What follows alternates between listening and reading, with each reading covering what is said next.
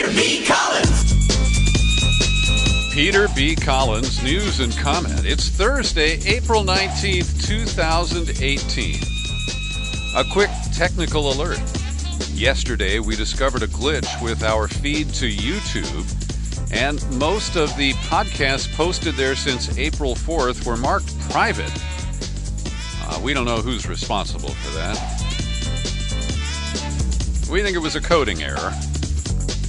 So those are all fixed now, and we'll try to make sure each day when we post on YouTube that it is not marked private, and it's available, especially for that person who downloads every daily podcast in Thailand. I know you're out there, and I'm glad about that.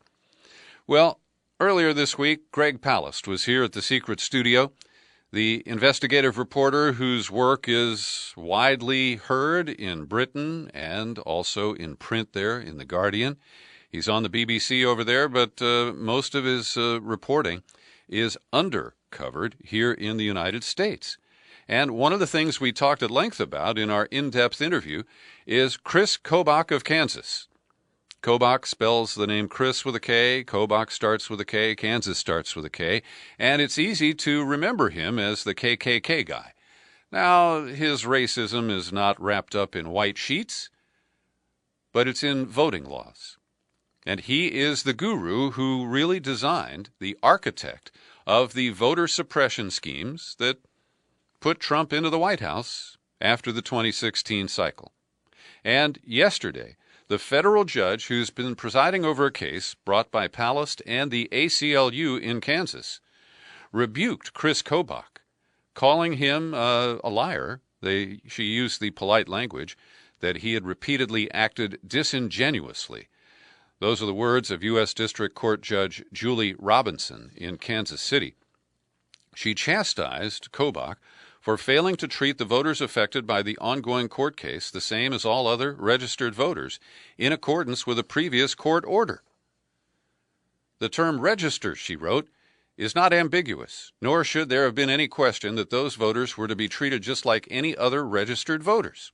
The court is troubled by defendants' failure to take responsibility for violating this court's orders and for failing to ensure compliance over an issue that he explicitly represented to the court had been accomplished. Now, back in 2016, the judge ordered Kobach to fully register thousands of Kansas voters who had registered at the Motor Vehicle Department but had failed to provide proof of citizenship like a birth certificate or passport as required by a law that Kobach had crafted and gotten passed in Kansas. Now, even before that, Robinson had scolded Kobach for initially informing the voters covered by her order that they were registered only for the 2016 election and for failing to ensure that they received the same postcard notifications about their registration as other voters. Robinson said in her order yesterday, Kobach admitted several times during the hearing he understood the court's order meant that he was to treat those covered by the preliminary injunction the same as all other registered voters, which included sending the standard postcard upon registration. Now, in the past, Kobach was fined $1,000 by the court. That was in 2017, after Robinson concluded that he had tried to mislead the court about documents related to a meeting with Trump back in 2016. That's where he took documents that a reporter was able to photograph that outlined his voter suppression skills. One final quote from the judge: defendant has a history of noncompliance with the preliminary injunction order. He not only willfully failed to comply with the preliminary injunction for 5 months, but then only partially complied in October 2016 upon the threat of contempt. Now, perversely, this appears to strengthen Kris Kobach's chances in the Republican race for governor of Kansas this year. I can't make these things up. Also in Kansas, in Wichita, 3 self-styled militia members were convicted yesterday of plotting to bomb a mosque and apartment complex housing Somali refugees, an attack that was thwarted by another member who was a paid government informant. Now, this is a curious case. I don't know all of the details here, but as you know, my hackles and my bullshit antenna go up. when I see the presence of a paid FBI informant.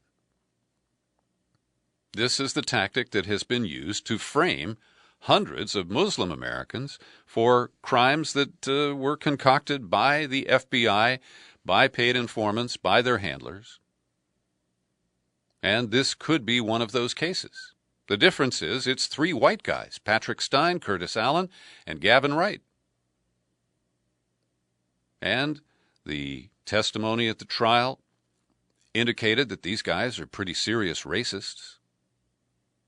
And I don't in any way condone what these individuals might have been trying to do. But I do deplore the use of these tactics. If these guys were really plotting as described, do you really need to put a paid informant in there? These tactics never get close scrutiny in this country, and I hope I don't wear you out by constantly arguing about them. Also on the white nationalist front, you remember after the Parkland shooting where Nicholas Cruz is accused of killing 17 people at Marjorie Stoneman Douglas High School before he was killed? Well, we heard the day after from a young man named Jordan Jerub that Cruz had trained with a Tallahassee-based white nationalist militia. And we now are learning that based on charges that have been filed against this guy Jerub, that he lied about that. The sheriff's office has told the Tallahassee Democrat newspaper that investigators didn't find any connections between Jerub and the shooter. Jerub was already on probation for an unrelated extortion case that barred him from having any weapons. They searched his house. They found 2 tactical knives. He was taken into custody on March 21st for violating probation, and yesterday he was charged for giving a false report to law enforcement. I don't know why you would make something like that up. Now, speaking of white nationalists, and yesterday I took a swipe at Vice News for a deeply biased report that I cited here. They did a good job on a report today about white nationalist hate groups that continue to operate in the open on Facebook. And they detail, for example, a group called the V. Dare Foundation, founded by British-born journalist Peter Brimelow in 2007. V. Dare advocates for white rights and against diversity. The Southern Poverty Law Center classifies it as a hate group, and on Facebook they have 10,000 followers. Now, just last week, Mark Zuckerberg was testifying before Congress, and he said that Facebook has its system for determining what is and isn't a hate group, and they have different criteria for what is hate speech that can be taken down from Facebook. But this is not an isolated example. Vice News raised questions about Facebook pages linked to Richard Spencer, and those were removed. But Jason Kessler, who was instrumental in organizing the deadly Unite the Right rally in Charlottesville last year, has a page on Facebook with nearly 3,000 followers. Now, this is a tricky issue, because above all, I value the First Amendment, and I prefer unfiltered, unrestricted speech over efforts to decide what is hate speech and then censor it. But here's a group, Stop Islamization of the World, with 100,000 followers on Facebook. Most recently, the group posted an article from Bare Naked Islam warning that mass Muslim migration had transformed Sweden into a war zone and that the number of no-go zones in the European country had soared in the past year. So I raise this to raise awareness of the white nationalist groups. I'm not really at this point trying to demonize Facebook. I think it's difficult to make these decisions and to honor the freedoms we're supposed to enjoy under the First Amendment. And Facebook has other problems. Last week, Zuckerberg was quizzed on Capitol Hill about the upcoming implementation in Europe of the new privacy law called GDPR, for General Data Protection Regulation. This is going to kick in May, and in preparation for that, we have learned that Facebook is shifting the server farms that host their international service, and this is defined as not Europe and not the United States, Those have all been based on servers in Ireland, and they operate under Irish and subsequently European law. But in order to escape the reach of the GDPR, Facebook is shifting those users to servers in Silicon Valley or at other points in the United States. And at least on an interim basis, they will live under the same privacy regulations or lack of control of our personal data that are currently the status quo in the United States. And based on the outcome of the hearing last week, it doesn't look like Congress is going to do anything to promote regulation, either through agencies or through law, that would protect the privacy of our information. So, in Europe, under GDPR, people get expanded rights to obtain the data that a company has collected about them for free through a data subject request. People will also have the right to be forgotten, which means companies must delete my data if I withdraw my consent for it to be held.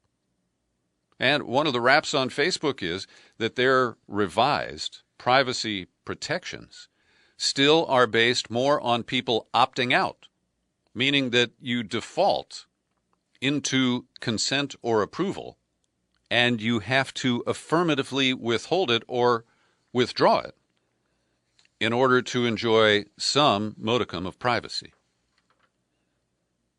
Michael Cohen has dropped his defamation lawsuits against BuzzFeed and the company that hired Christopher Steele to write the dossier, Fusion GPS.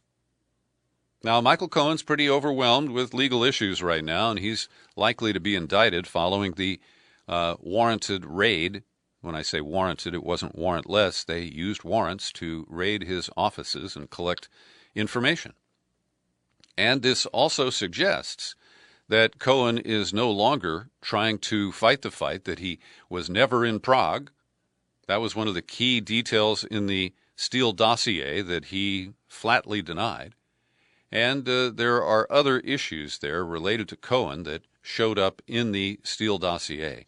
So that is an important shift in the posture of Trump's closest advisor, who is now in the sights of federal prosecutors.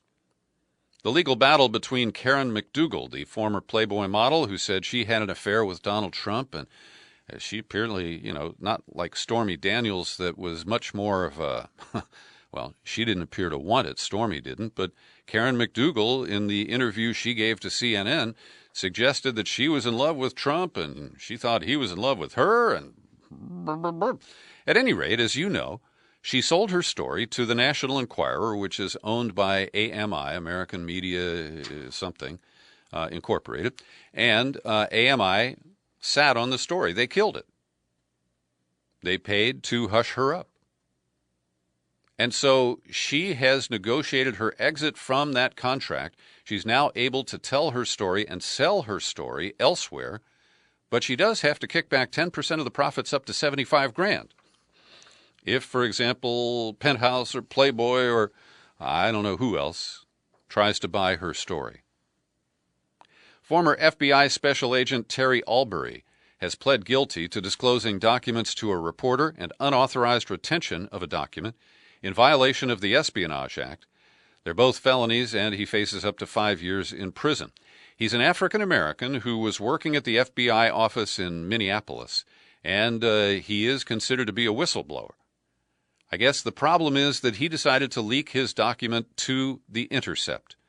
And while I don't know who at The Intercept was responsible for handling the story, we know that the FBI was able to look at FOIA requests made by The Intercept, and they connected the dots, leading them to accuse Albury of being the leaker. And as we learned from the direct commentary of Joseph Hickman and John Kiriakou, there's one guy who continues to work at The Intercept who should not be trusted. His name's Matthew Cole. And if you are a potential leaker, please don't leak to The Intercept. Every day I pause for a second and thank the people who support my work here at the Peter B. Collins Podcast with your subscriptions. And I've mentioned that this Saturday, April 21st, is my 65th birthday. And I'm planning to continue the podcast for the foreseeable future. But I need more supporters. I have had a loss of subscribers over the last 6 months or so, and I need to beef things up, and I need your help to do it. So if you listen on a regular basis and you got a few bucks in the bank account, you can maybe give up a hipster coffee in order to pay $5 a month to support the PBC podcast. I need you to act now. I'm looking for, we've got Peter from New York. I don't have his name in front of me, but he announced the other day that he's the first to give me a birthday subscription. And our friend Faith Peoples kicked in some extra cash. So I want you to come on down off the fence there. Visit peterbcollins.com and join the ranks of Benny Alto, Arlene Montemarano, Morgan Weiser, who just renewed an annual subscription, and Aidan McAleer, a loyal $5 a month contributor. All you got to do is click on Become a Subscriber. That's under the menu tab. You land on the sign-up page, and in a minute or two, you can choose a level of support that's comfortable for you. And if you're allergic to PayPal, I fully understand. That's why I provide my post office box address, where you can correspond with me. It's Box 150-660, San Rafael, California, 94915. Again, Box 150660, San Rafael, 94915. America tortures. One of the people who was a real victim of this was named Gul Rahman.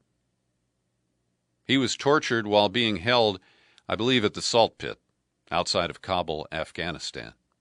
And he died after he was left exposed to the elements and naked overnight. It took 15 years for the CIA to admit their responsibility, and it came as the settlement of the lawsuit that they were desperate to stop. Because the survivors of Gul Rahman, they sued Jessen and Mitchell, the guys who got over $80 million to devise the torture program for the CIA. And in that settlement, the CIA admitted that the abuses resulted in the death and pain and suffering to his survivors. But the settlement has left unresolved the big question the family has, which is, what did you do with his remains? Where is the corpse? And the CIA doesn't have the humanity to answer that and try to provide some closure for the family. Here's another case of American torture victim. His name is Mohammed al-Qahtani. He's been at Guantanamo since 2002. He was tortured at Guantanamo, despite the knowledge of the professionals there that he was mentally ill before he was brought into American custody. And now lawyers for al-Qahtani are trying to force the courts to release him. He was the first and only individual that the U.S. government has explicitly acknowledged torturing during detention. Court documents show that he was subject to solitary confinement, sleep deprivation, extreme temperature, noise exposure, stress positions, forced nudity, body cavity searches, sexual assault and humiliation, beatings, strangling, threats of rendition, and waterboarding. And he's in the forever group. They are refusing to charge him or try him because they would have to admit that he was tortured. And this is so obscene, it's obscene squared. I mean, what happened to him is so grisly and inhumane. And then to say that he can't be tried or released because of what we did to him? Words fail. One more. America mistreating, this time, an immigrant detained at the Core Civic Stewart Detention Center in Lumpkin, Georgia. Arafat Hassan Riyad has been there for a while. He works in the kitchen where they pay him 50 cents an hour. And he got into a pay dispute because one of his supers said, we don't think you work these hours, and we're going to ding you $8. And when he disputed that, they put him in solitary confinement and left him there for 10 days. And this is not an isolated case. We reported to you the man who was held twice at an ICE prison here in California. And he was put into solitary because he tried to organize a hunger strike over the roaches and other critters that were served up in food. So yesterday, we heard that Jerry Brown, the governor of California, had reached an agreement with Homeland Security to send 400 National Guard members from California to the Mexican border. But Brown attached strings. They can't build a wall. They can't enforce immigration law. And despite the fact that Twitter confirmed that Kirstjen Nielsen, the head of Homeland Security, had approved the agreement with Brown, when Trump found out, he put it on hold. He has threatened to upend the tentative agreement because he's unhappy with Jerry Brown's restrictions. Here's the tweet. Governor Jerry Brown announced he will deploy up to 400 National Guard troops to do nothing. The crime rate in California is high enough, and the federal government will not be paying for Governor Brown's charade. We need border security in action, not words. The charade is that sending National Guard members to the border will do anything. So because Jerry Brown puts limits on participation in Trump's charade, Trump says he's not going to pay for it. And I hope he holds that position, because that'll give Brown the exit that I think he's been looking for. I have to say that I'm getting a little wary of all of the good news that is coming out of the talks between South Korea and North Korea. The latest is that North Korea has expressed a desire for the complete denuclearization of the entire Korean peninsula. Now, we're told that currently the U.S. does not deploy nukes in South Korea. I'm not so sure about that. And I'll bet Kim Jong-un isn't either. But this could be the basis for an agreement that could lead to a formal end of the Korean War from the 1950s, to diplomatic recognition between the U.S. and North Korea. Also, China would be involved in any eventual settlement. And I just find this, a little too good to be true. And then, of course, Trump enters the picture with his Twitter finger. And listen to this bullshit. We've never been in a position like this with that regime, whether it's father, grandfather, or son, and I hope to have a very successful meeting.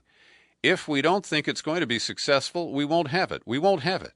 If I think that it's a meeting that's not going to be fruitful, we're not going to go.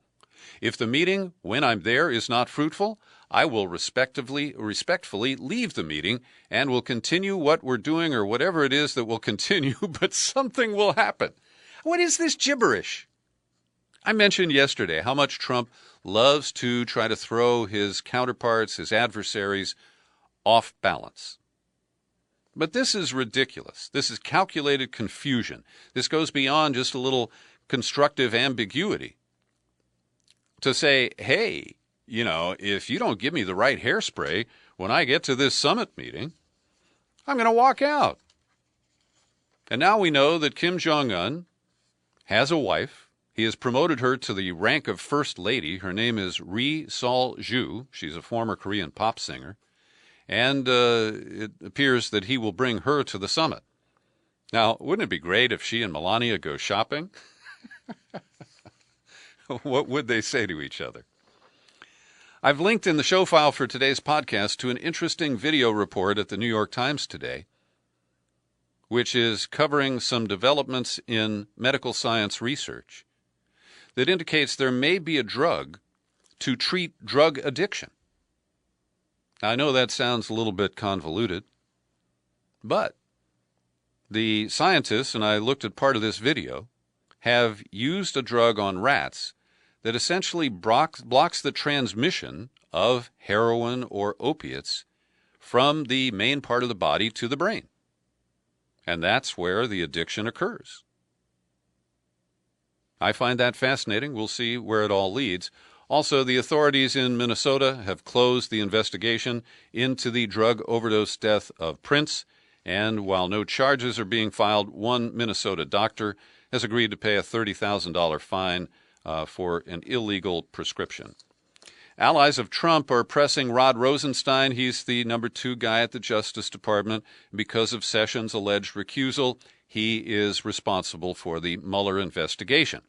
So the Freedom Caucus nuts, Mark Meadows of North Carolina and Jim Jordan of Ohio, are hammering Rosenstein, threatening him with impeachment proceedings or an effort to hold him in contempt of Congress if he doesn't cough up documents from the Mueller investigation.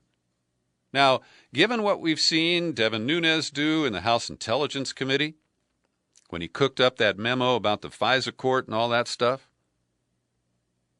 how can you trust these guys with documents from the Mueller investigation? They want the original memo that authorized Mueller to conduct the special counsel investigation, and they want other documents too. They should go pound sand somewhere. Great piece that Carl Howard linked me to from the World Socialist website, byline Eric London. And London does a great job of unpacking the misguided awards of the Pulitzer Committee this year, because they announced that the Washington Post and New York Times jointly won the award in the category of national reporting for their, quote, deeply sourced, relentless coverage of Russian interference in the presidential election. They also won the prize for public service in their reporting on Harvey Weinstein and the Me Too movement. But London notes that the promotion of the anti-Russia campaign and the Me Too campaign exemplify not journalistic integrity, but its opposite, the effacement of the boundary between objective journalism and propaganda. Quote, the media's role in the anti-Russia campaign has been defined by the totally uncritical manner in which reporters at the Times and Post repeat and amplify the claims of various military and intelligence officials and politicians. The articles cited in the Pulitzer announcement as proof of their deeply sourced reporting are not the product of journalistic investigation and fact-finding. They follow a similar pattern. Statements from the intelligence agencies, often leaks from unnamed sources, are presented as fact.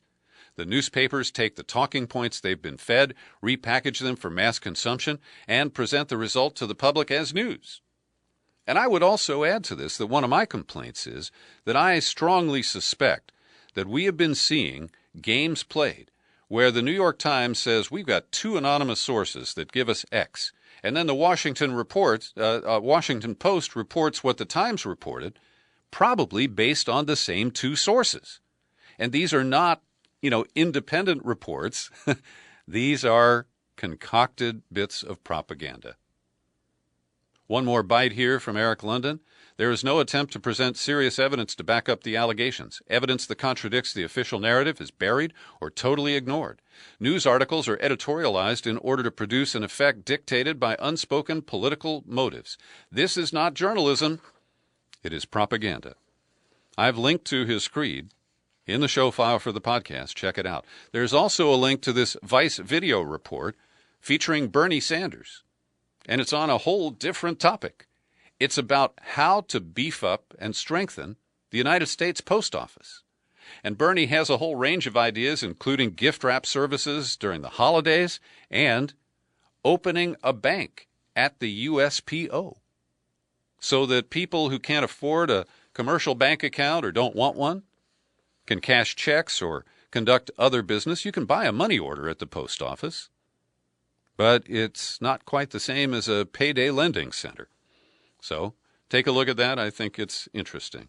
And finally today, I'm mentioning this because last night I joined the local scuba club, and we had a great time with a underwater photographer who showed us pictures of big great white whales and gray whales and other whales from all over the world.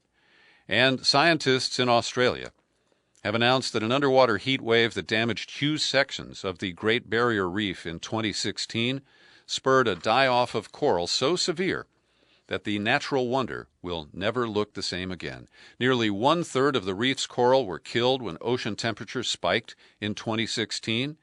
And the damage has also radically altered the mix of its coral species. That's really tragic, because the Great Barrier Reef has been on my bucket list for a few years, and I guess it's just not going to work out. Thanks for listening to my daily news and comment podcast. You know, we post it on YouTube, and we try not to keep it private. Check it out there. I'm Peter B. Collins. Happy trails to you until we meet again. Happy trails to you. Keep smiling.